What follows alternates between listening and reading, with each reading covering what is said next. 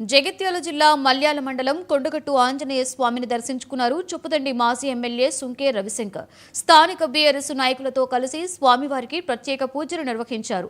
ఆలయ అర్చకులు వేద ఆశీర్వచనం అందించి స్వామివారి శేషవస్త్రాలు బాకిరించి తీర్థ ప్రసాదాలు అందజేశారు. ఆ తరువాత ఏర్పాటు చేసిన సమావేశంలో పలువురు బీజేపీ, కాంగ్రెస్ పార్టీల నుండి టీఆర్ఎస్లో జాయిన్ అయ్యారు. ఎత్తిపోతల ద్వారా నీరు నింపి కొండగట్టును ఒక పర్యాటక ప్రాంతంగా తీర్చిదిద్దామని గత బీఆర్ఎస్ ప్రభుత్వం భావించిందని తెలిపారు. ప్రభుత్వం తన వంతుగా దేవాలయాన్ని అభివృద్ధి చేయాలని కోరారు బోయినపల్లి వినోద్ కుమార్.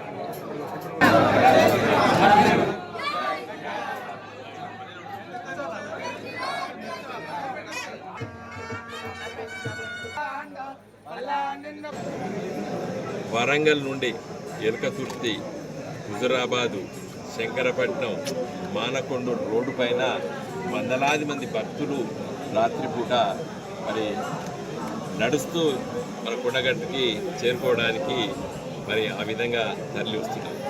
నా దృష్టిలో రోజు ప్రతి దినము కొండగట్టు ఆంజనేయ స్వామి మరి విస్తృతంగా భక్తులను ఆకర్షించి ఇక్కడికి వచ్చే విధంగా చేసిన కొండగట్టు దేవాలయము నేటిది కాదు, పురాతనమైన దేవాలయం.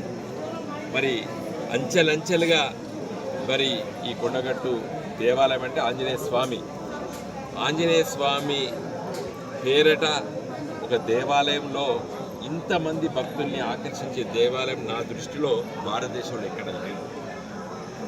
రామాలయాలున్నాయి, వెంకటేశ్వర స్వామి దేవాలయాలున్నాయి, శైవ క్షేత్రాలు ఉన్నాయి, అమ్మగారి దేవాలయాలు ఉన్నాయి.